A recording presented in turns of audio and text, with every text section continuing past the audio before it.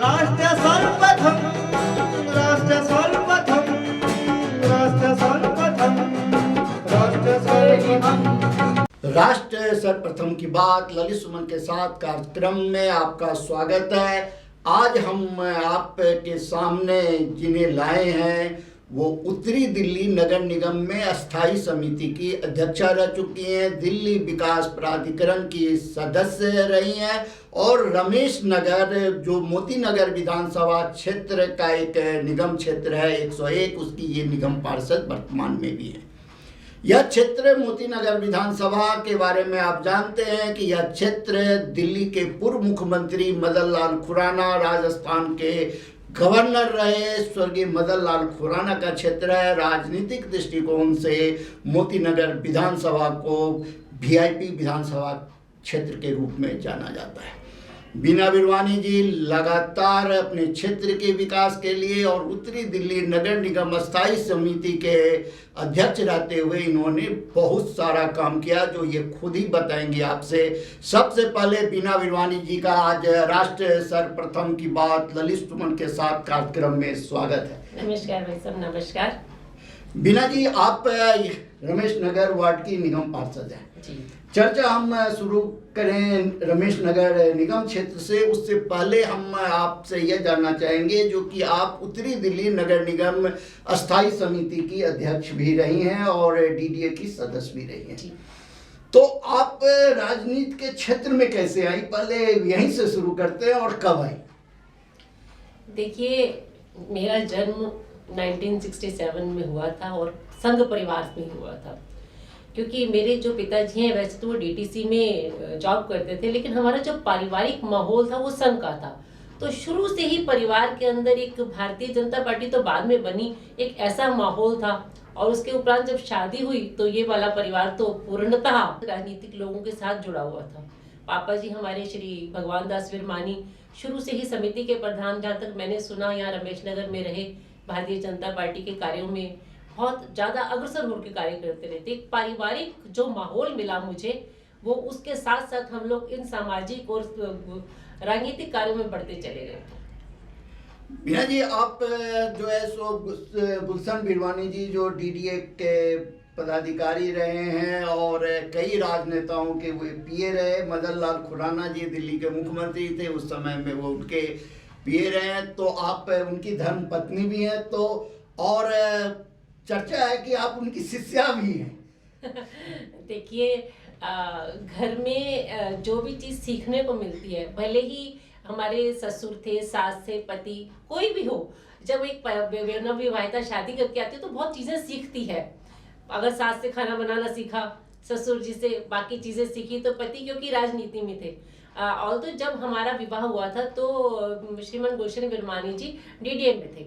उसके बाद जब दिल्ली के अंदर 1993 के अंदर माननीय मदन लाल खुराना जी की सरकार बनी, तो उस समय वो माननीय मदन लाल खुराना जी के पास गए, मतलब मिले और उनके तब वो सहायक नियुक्त हुए, क्योंकि पुराने संबंध थे, नेताओं के साथ कार्य करते थे। तो खुराना जी ने उनको बुलाया कि आप एक समझदार जैसे यंगस्टर होते हैं, युवा हैं लड़के और अच्छे से कार्य कर सकते हैं, उनको बुलाया। उसके उपरांत अब ऑटोमेटिकली कुछ चीज़ें ऐसी होती है कि मैं सीखती ही चली गई उनसे। तो ऑब्वियसली अगर किसी सीखेंगे तो उनकी शिष्या तो हो ही गई। बहुत बड़ी बात बीना जी ने कहा कि जो कि जिससे भी हम कुछ सीखते हैं वो हमारे गुरु होते हैं और हम उसके शिष्य होते हैं। इसीलिए शुरू से कहा जाता है जो कि जीवन में सीखने का प्रत्येक क्षण है और आदमी अंतिम समय तक सीखता है। बीना जी अस्थाई समिति की अध्यक्ष रहते हुए उत्तरी दिल्ली नगर निगम में बहुत सा काम उन्होंने किया। उसमें 105 गज तक के नक्शे जो पहले ऑनलाइन पास होते थे, उसे इन्होंने 500 गज तक का करवाने का काम किया।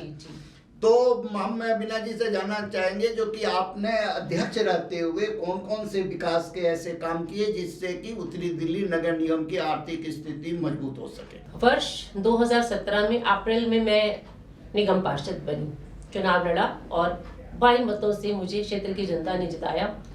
उसके उपरांत जब हमारे एमसीडी से एक व्यक्ति नॉमिनेट किया जाता है डीडीए के लिए, तो मुझे पहले ही वर्ष में एक बहुत ही महत्वपूर्ण कार्य दिया गया, मुझे दिल्ली विकास प्राधिकरण की सदस्य बनाया गया।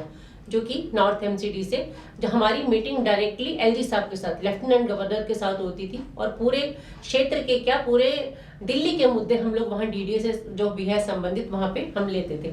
उस समय भी हमने दिल्ली के संबंधित कई विकास कार्य कराए, जैसे कि कुछ फैक्टर चेंज कराने का काम कराया और बहुत सारी जैसे एक्सपायर्ड लीज पॉलिसीज हैं और कन्वर्जन के ऊपर बहुत जैसे होता है महत्वपूर्ण कार्य हमने दिल्ली विकास प्राधिकरण के अंदर किए। जब दूसरा वर्ष आया 2018-19 तो मुझे उत्तरी दिल्ली नगर निगम की स्थायी समिति के अध्यक्ष बनाया गया। इस स्थायी समिति के अंदर भी केवल एक व्यक्ति का निर्णय नहीं होता, 12 सदस्यों की टीम होती है और हमेशा टीम का निर्णय सर्वोपरि होता है। 105 गज तक के पहले नक्शे हम ऑनलाइन करते थे। उसके अलावा उससे जो बड़े मकान होते थे, लोगों को ऑफिस जाना पड़ता था, भटकना पड़ता था, कई चक्कर लगाने पड़ते थे नक्शा जमा कराने के लिए। हमने उसको 500 गज तक ऑनलाइन करा दिया था ताकि लोग घर बैठे असेसमेंट करें और कार्य करें और उसके बाद जो भी कोई ऑथोराइज्ड आर्किटेक्ट है उसका सर्टिफिकेट लगा के उसको जमा कर सकते थे। इसके अतिरिक्त हमने स्थायी समिति के अध्यक्ष जब मैं रही तो जब मैं अध्यक्षा बनी तो मैंने देखा कि रानी झांसी एक फ्लाईओवर था जो पिछले कई वर्षों मतलब बहुत ही लंबे अंतराल से उसका कार्य अधूरा पड़ा था और वहां की सदर बाजार की तरफ के लोगों को बहुत ही उससे परेशानी होती थी क्योंकि उनको बहुत ही भीड़ भाड़ से गुजरना पड़ता था। हमने उस अफसरों की मीटिंग बुला के उसको अपने कार्यकाल में संपूर्ण कराया और जनता को समर्पित किया। ये एक बहुत ही जनता के लिए बड़ा कार्य हम कर पाए, इसलिए मैं मतलब मुझे बहुत खुशी होती है कि हम लोग ये कार्य कर पाए। इसके अतिरिक्त भी मैंने स्थायी समिति की अध्यक्षा रहते हुए बहुत ही अच्छे कार्य अपनी टीम के साथ मिलकर करे। उसमें से एक और कार्य का मैं उल्लेख अवश्य करना चाहूंगी कि करोल बाग के अंदर हमने पेडिस्टल करवाया। अजमल खां रोड, कभी आप गए तो आपने देखा होगा कि पहले वहां पर बहुत ही ज्यादा पार्किंग की समस्या रहती थी। हमने उसको पेडेस्टल किया, अंदर से गाड़ी बंद करके RWA को हमने पार्किंग दिलाई ताकि वो पार्किंग का संचालन करे और अंदर की जो मार्केट है वो ट्रैफिक फ्री हो जाए।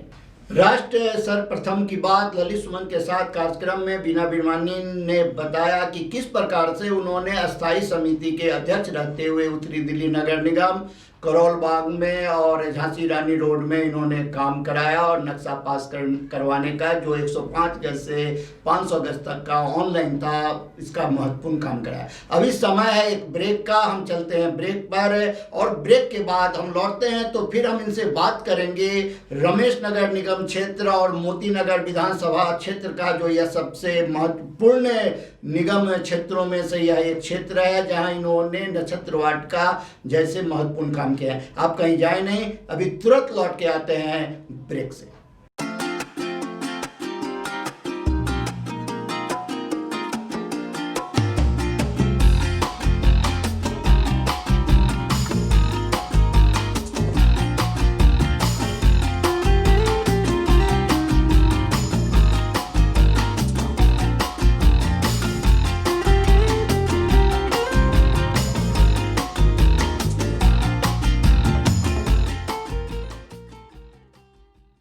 मदर इंडिया परिवार की ओर से समस्त राष्ट्रवासियों को गणतंत्र दिवस की हार्दिक शुभकामनाएं।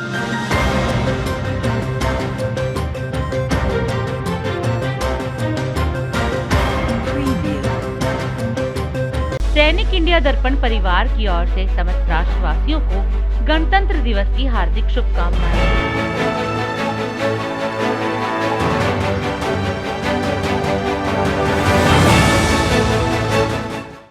राष्ट्र सर्वप्रथम की बात ललित सुमन के साथ ब्रेक के बाद आपका फिर से एक बार स्वागत है।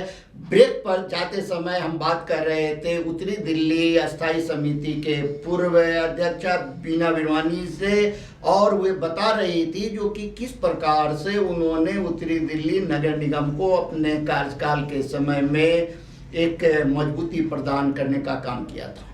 बीना बिरवानी जी से अब हम बात करेंगे और जानेंगे कि आज पूरे दिल्ली में कर्मचारियों का हड़ताल है और कर्मचारी के हड़ताल के कारण पूरे दिल्ली में क्या असर पड़ रहा है और इसके लिए ये किसे जिम्मेवार मानती है? बहुत ही दुख भरी बात है ये, अभी आपने जो मुझसे पूछी कि दिल्ली के अंदर कर्मचारियों की हड़ताल है। देखिए, पिछले लगभग 1 वर्ष से विश्व और पूरा देश जो है वो एक कोरोना महामारी से जूझ रहा है, कोविड से जूझ रहा है। और दिल्ली के अंदर, मैं सिर्फ दिल्ली की अभी बात करूंगी कि जब कोविड महामारी थी तो सिर्फ नगर निगम के कर्मचारी थे जो सड़कों पर उतरकर कार्य कर रहे थे।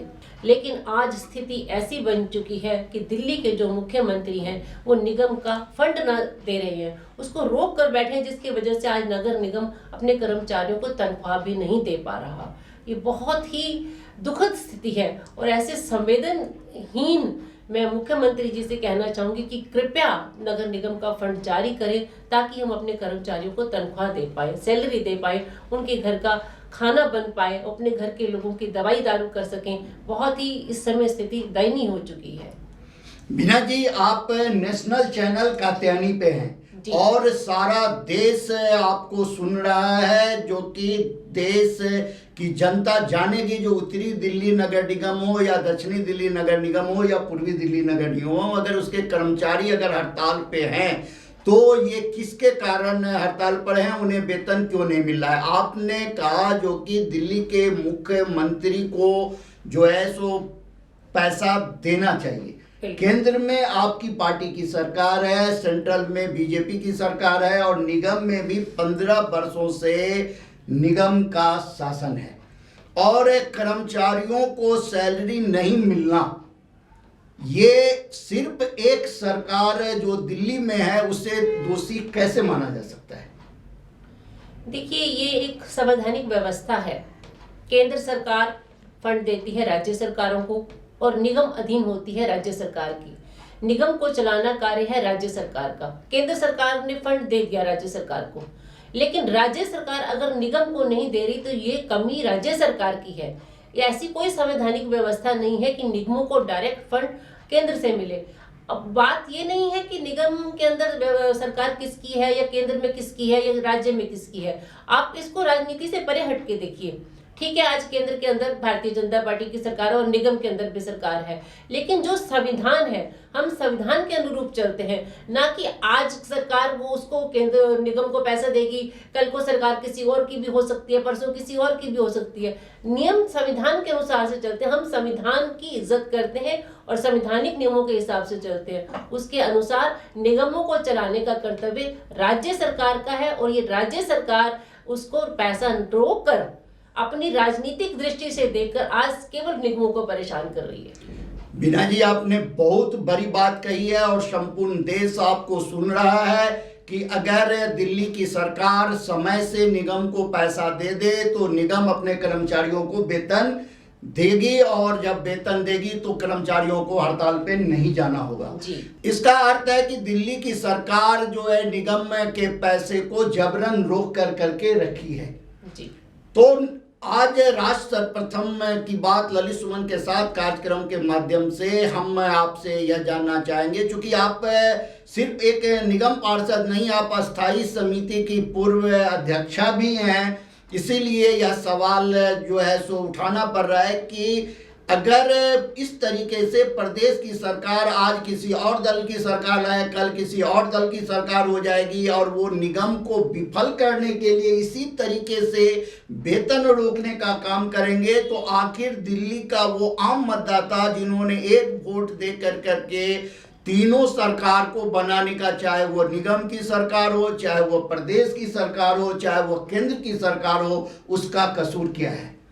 तो यह एक बहुत बड़ा सवाल है। आप आज राष्ट्र सर्वप्रथम के माध्यम से आप देश के प्रधानमंत्री से, देश के गृह मंत्री से और शहरी विकास मंत्री से और दिल्ली के उपराज्यपाल से क्या आग्रह करना चाहेंगे? देखिए, हम तो निवेदन करते हैं हमेशा दिल्ली सरकार से और मैं आह्वान भी करती हूँ दिल्ली सरकार से पहले तो सबसे पहले, क्योंकि ये कर्तव्य दिल्ली सरकार का है।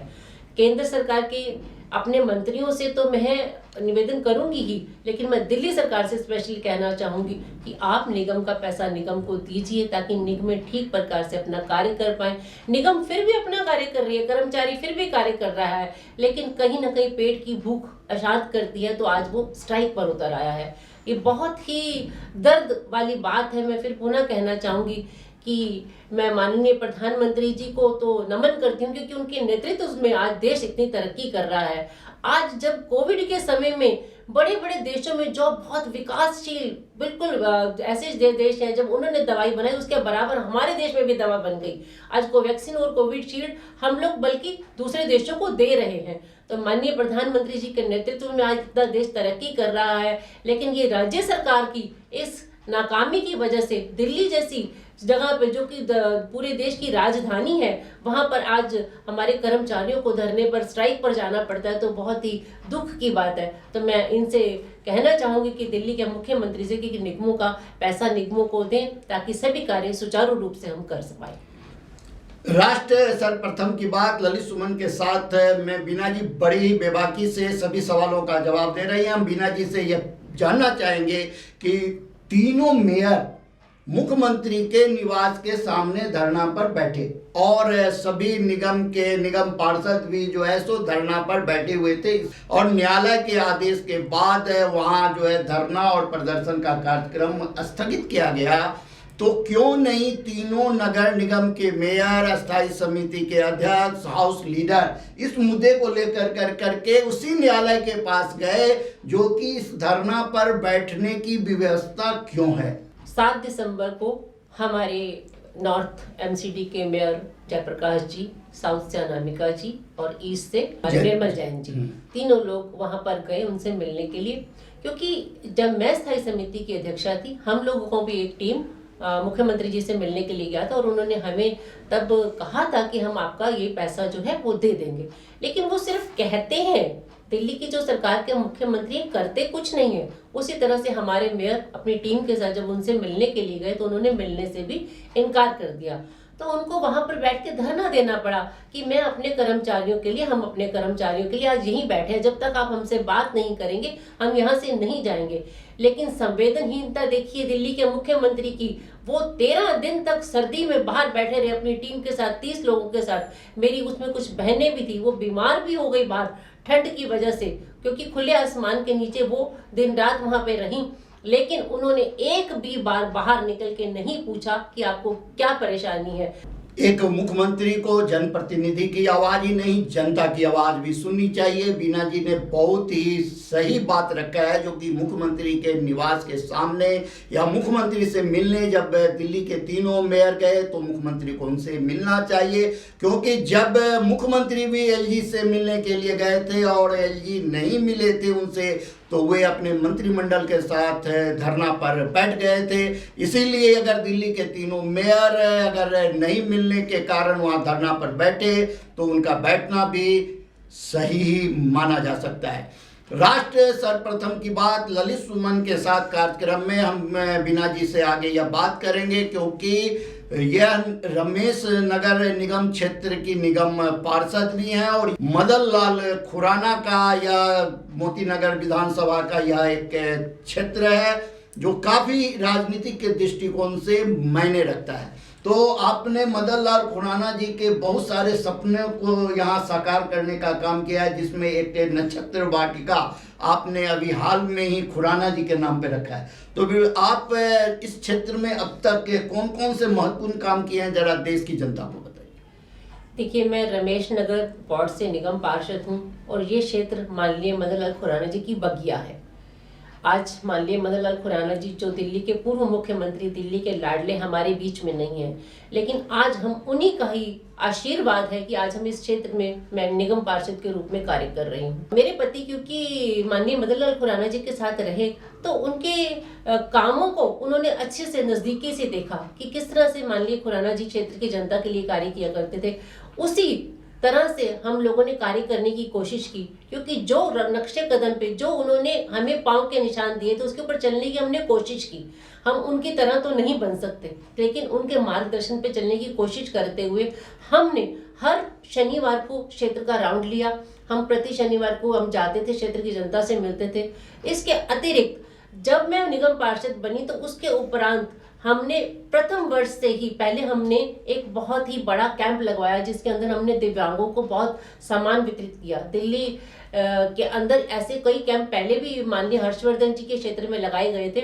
भारत सरकार का ये उपक्रम था, उसके अंदर हमने जैसे कृत्रिम लोगों को जो टांगे और वो अंग होते हैं वो दिए गए, आंखों के चश्मे दिए, कानों की मशीनें दी, इस तरह के कार्य किए। इसके अतिरिक्त हमने कई विकास कार्य अपने क्षेत्र के अंदर करे। जब मैं चुनाव के लिए जनता के बीच में गई तो मैंने वहाँ पे आवश्यकताएं देखी। हमारे क्षेत्र में एक बहुत बड़ा झुग्गी बस्ती आता है, वहाँ के जो बच्चे हैं वो बेचारे पढ़ नहीं पाते थे क्योंकि उनके पास जगह का अभाव था। एक छोटा कमरा है, उसके अंदर रहते हैं, उनके पास पढ़ने की जगह नहीं थी। तो हमने उनको वादा किया था कि हम आपके लिए एक लाइब्रेरी का इंतजाम करेंगे। हमने अपने कम्युनिटी हॉल के अंदर एक लाइब्रेरी बनवाई उन बच्चों के लिए, ताकि वो बच्चे आराम से वहाँ पर बैठकर पढ़ पाए। हमने पिछले ही दिनों अगस्त के अंदर 5 अगस्त के अंदर एक कार्य शुरू कराया था नक्षत्र वाटिका का। नक्षत्र वाटिका जो कि 27 जो हमारे ग्रह होते हैं, नक्षत्र होते हैं, उसके अनुरूप उसके अंदर पेड़ लगाए गए हैं। और जिस स्थान पर वो नक्षत्र वाटिका बनाई गई, मैं आपसे ये कहना चाहूंगी कि वो एक डंपिंग स्टेशन था, कूड़ा घर था। उस कूड़े घर से हमने लगभग 700 ट्रक कूड़ा मलबा निकलवाया और वहां पर एक खेल परिसर और नक्षत्र वाटिका का निर्माण कराया है। नक्षत्र वाटिका, वैसी नक्षत्र वाटिका अयोध्या के अंदर राम मंदिर में बन रही है। मुझे गर्व होता है ये कहते हुए कि वैसी नक्षत्र वाटिका एक प्रधानमंत्री वहां पे भी बनी है, कार्यालय में भी, प्रधानमंत्री हाउस में, और वैसी रमेश नगर के अंदर वो ऐसी नक्षत्र वाटिका का निर्माण होकर हमने उसको जनता को समर्पित कर दिया है। और उसका जो नामकरण है माननीय मदन लाल खुराना जी के नाम पर किया गया है। ये सारा कार्य पूर्ण होकर जनता को समर्पित कर दिया गया है। हालांकि इसको करने में हमें बहुत कठिनाइयां आई। कारण था फंड्स, निगम के अंदर फंड की बहुत कमी थी। लेकिन क्योंकि अगर कार्य करने की इच्छा हो तो व्यक्ति कार्य कर ही लेता है। हमारे साथियों ने, हमारे स्टाफ ने हमें बहुत कोऑपरेट किया और हमने उस खेल परिसर और नक्षत्र वाटिका का निर्माण कर दिया। राष्ट्र सर्वप्रथम की बात ललित सुमन के साथ कार्यक्रम में बीना विरवानी जी ने बताया किस प्रकार नक्षत्र वाटिका बनाने में उन्हें कठिनाइयों का सामना करना पड़ा, लेकिन अगर मन में हो विश्वास तो राह निकल ही जाते हैं और सफलता चरण चूमती है। तो आज नक्षत्र वाटिका रमेश नगर क्षेत्र में जो मिला है यह एक गौरव की बात है, क्योंकि अयोध्या में राम मंदिर के साथ भी नक्षत्र वाटिका का निर्माण होगा, वहीं प्रधानमंत्री निवास में भी नक्षत्र वाटिका है। यह क्षेत्र दिल्ली के शेर कहे जाने वाले मदन लाल खुराना का यह क्षेत्र है, इसीलिए यह क्षेत्र भी इसका हकदार था, जो बीना जी ने उसे पूरा कर करके क्षेत्रवासियों का गौरव बढ़ाने का काम किया है। अब हम चलते चलते बीना जी से एक तीखी सवाल भी पूछ लेंगे कि एक बगल तो ये 13,000 करोड़ की बात कर रही है जो कि दिल्ली की सरकार नहीं दे रही है, वहीं दूसरी ओर दिल्ली सरकार जो है निगम में व्याप्त भ्रष्टाचार को लेकर जगह जगह मोहल्ला सभा कर करके कर रही है। जो निगम में 15 वर्षों से इतना भ्रष्टाचार है और सारी राशि भ्रष्टाचार के भेंट चढ़ गई है, इसीलिए कर्मचारियों को वेतन नहीं मिल रहा है। और ये बात प्रत्येक के क्षेत्र में जाके मोहल्ला सभा के माध्यम से आम आदमी पार्टी रख रही है। तो अब ये जो कंट्राडिक्शन है, एक बगल 13,000 करोड़, दूसरी बगल निगम में भ्रष्टाचार और आम आदमी पार्टी द्वारा जगह जगह मोहल्ला सभा का आयोजन, तो जनता जो गुमराह हो रही है, तो इसके लिए आप क्या कहना चाहेंगे? केवल मात्र दिल्ली की सरकार जनता की सिंपैथी लेने के लिए ऐसा कर रही है, क्योंकि वो लोगों को इस तरह से बरगला रही है कि हम कुछ ऐसी बातें बोले कि लोग ये भूल जाएं कि उन्होंने 13,000 करोड़ रुपए निगम को देने हैं। जैसे एक बच्चा अगर पढ़ाई नहीं करता ना, तो उसको पेरेंट्स बोलते हैं पढ़ने के लिए, तो पेट दर्द का बहाना करता है ताकि माँ बाप ये भूल जाए कि हाँ बच्चे ने पढ़ाई नहीं करी है। ये केजरीवाल सरकार काम ना करके लोगों का मन इधर उधर करने के लिए कभी घोटाले के आरोप लगाते हैं, कभी भ्रष्टाचार के आरोप लगाते हैं। हालांकि सब लोग जानते हैं कि उनकी जो मंत्रिमंडल के अंदर जो मंत्री हैं सबके ऊपर आरोप लग चुके हैं। वो अपने आरोपों को छिपाने के लिए केवल और केवल निगम को बदनाम करना चाहते हैं। हालांकि निगम ही एक ऐसा संस्थान है जहाँ के लोग हैं, जहाँ के जो स्वास्थ्य कर्मी हैं, जहाँ के जो सफाई कर्मचारी हैं, वो जो दिन रात मेहनत करते हैं। जब हम लोग सुबह उठते हैं, हमारे उठने से पहले गलियों में वही सफाई कर्मचारी कार्य कर रहा होता है।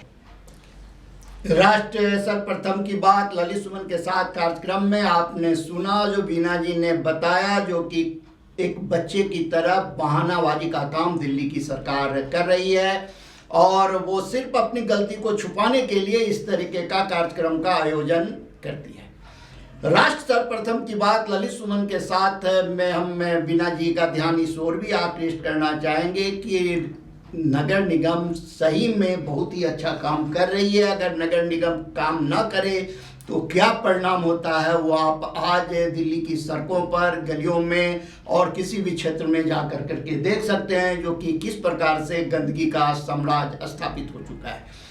नगर निगम में कई सारे ऐसे विभाग हैं जो बहुत ही बेहतर काम करते हैं, आम जनता के हित में काम करते हैं और आम जनता को उससे बहुत राहत होती है। लेकिन इसी नगर निगम में एक ऐसा भी विभाग है जिसे भवन निर्माण विभाग के नाम से जाना जाता है और भवन निर्माण विभाग में व्याप्त भ्रष्टाचार के कारण ही निगम की छवि खराब होती है। तो क्या कोई ऐसी व्यवस्था, चूंकि आप स्थायी समिति की अध्यक्ष भी रह चुकी हैं, डीडीए की मेंबर भी रह चुकी हैं और आप फिर भविष्य में किसी न किसी बड़े पदों पर आप जरूर जाएंगी क्योंकि आपका अनुभव और कार्यशैली बताता है, तो क्या निगम के भवन निर्माण विभाग में जो भ्रष्टाचार है उस पर अंकुश कैसे लग सकता है, इसके बारे में अगर आप कुछ राष्ट्र को बताएं। देखिए, अगर ऐसी कोई शिकायत है तो हम हमेशा अपने क्षेत्र की जनता से कहते हैं कि हमें आकर बताएं। अगर उनको कोई ऐसी समस्या है तो हम उसको दूर करेंगे। अगर कोई अधिकारी ने गलती की है तो अधिकारी के ऊपर उसको सजा दी जाएगी। और अगर मान लो कोई व्यक्ति खुद गलत कार्य करके, कभी कभी ऐसा होता है कि लोग गलत काम करने के बाद चाहते हैं कि अधिकारी उनको सपोर्ट करे, डेविएशन करेंगे या कुछ ऐसे सरकारी जगह का दुरुपयोग करेंगे, तो उसके अंदर वो सांठ-गांठ करने की कोशिश की जाती है। कभी कभी मुझे ऐसा लगता है, तो जब वो नहीं हो पाती तो वो भ्रष्टाचार के आरोप लगाए जाते हैं। और अगर ऐसा कुछ है तो हमेशा अपने जो आपके क्षेत्र के निगम पार्षद हैं, जहाँ वहाँ के विधायक हैं, यहाँ जो भी वहाँ पे आपके जनप्रतिनिधि है, आप उनसे जाके मिलिए। और अगर ऐसा जहाँ भी कोई आपको लगे कि भ्रष्टाचार हो रहा है तो हम उसके ऊपर जरूर रोक लगाएंगे। राष्ट्र सर्वप्रथम की बात ललित सुमन के साथ कार्यक्रम में बीना विरवानी जी ने बड़े ही बेबाकी से सभी सवालों का जवाब दिया और बताया कि अगर कहीं भी भ्रष्टाचार से संबंधित कोई शिकायत है तो बीना जी के कार्यालय के दरवाजे 24 घंटे उनके लिए खुले हुए हैं, वो आए। अगर कोई अधिकारी अगर गलत कर रहा है तो उसके ऊपर भी कार्रवाई होगी। साथ ही उन्होंने ये भी कहा कि आप भी नियम का पालन करें ताकि राष्ट्र को सर्वप्रथम में बनाया जा सके। आप भी एक अच्छे नागरिक होने का दायित्व को निभाएं। राष्ट्र सर्वप्रथम की बात ललित सुमन के साथ कार्यक्रम में बीना जी पधारी हैं, इसके लिए बीना जी का बहुत बहुत धन्यवाद। राष्ट्र सर्वप्रथम की बात ललित सुमन के साथ कार्यक्रम में आज हम आपसे यहीं विदा लेते हैं और फिर जल्दी आपसे मिलते हैं नए कार्यक्रम में। प्रतिदिन देखिए 8 बजे रात्रि 9 बजे सुबह राष्ट्र सर्वप्रथम की बात ललित सुमन के साथ कात्यायनी टीवी पर। कोरोना काल के समय में भारत का राष्ट्रीय पर्व गणतंत्र दिवस आने वाला है, जिसके लिए दिल्ली में जोरों से तैयारियां चल रही है। 2021 में 72वां गणतंत्र दिवस मनाया जाएगा। आपको बता दें कि 15 अगस्त 1947 में भारत की आजादी के बाद 26 जनवरी 1950 को भारत के संविधान की बागडोर देश के नेताओं के हाथ में आई थी। 26 जनवरी 1950 को हमारे देश को पूर्ण स्वायत्त गणराज्य घोषित किया गया था, जिसके उपलक्ष्य में प्रति वर्ष 26 जनवरी को गणतंत्र दिवस को राष्ट्रीय पर्व के रूप में मनाया जाता है। इसलिए देश के हर नागरिक के लिए, चाहे वो किसी भी धर्म या समुदाय से जुड़ा हुआ हो, गणतंत्र दिवस का पर्व उसके लिए बड़े ही गौरव की बात है। गणतंत्र दिवस परेड का आयोजन देश की राजधानी दिल्ली में किया जाता है। इस दिन प्रधानमंत्री इंडिया गेट पर शहीद ज्योति का अभिनंदन करते हैं और वहां श्रद्धा सुमन अर्पित करते हैं और राजपथ पर राष्ट्रपति द्वारा झंडा फहराया जाता है। परेड में तीनों सेना के प्रमुख राष्ट्रपति को सलामी देते हैं। सेना के तीनों दल सशस्त्र सेना के साथ प्रदर्शन करते हैं, लेकिन इस बार महामारी कोरोना को ध्यान में रखते हुए परेड में कुछ फेरबदल भी किए गए हैं। आइए हम आपको गणतंत्र दिवस की रिहर्सल की कुछ झलकियां दिखाते हैं।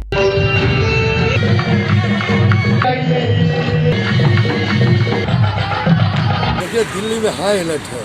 चप्पे चप्पे पर दिल्ली पुलिस अर्धसैनिक बलों की टुकड़ी के साथ गहन जांच के बाद ही किसी वाहन को दिल्ली में प्रवेश करने दिया जा रहा है, क्योंकि गणतंत्र दिवस है। देखिए, पूरी तैयारी राजपथ पर दिल्ली पुलिस अर्धसैनिक बलों की टुकड़ी के साथ गहन जांच के बाद ही किसी वाहन को दिल्ली में प्रवेश करने दिया जा रहा है, क्योंकि गणतंत्र दिवस है। देखिए, पूरी तैयारी राजपथ पर भारतीय सेना के घुड़सवार जवानों के द्वारा। अभी मैं आपको दिखा रहा हूँ भारतीय सेना के जवान अपना प्रदर्शन, अपना कर्तव्य का प्रदर्शन करते हुए। और देखिए पूरी तैयारी गणतंत्र दिवस की। राजपथ से मैं राष्ट्र प्रथम के लिए मिहिर कुमार झा।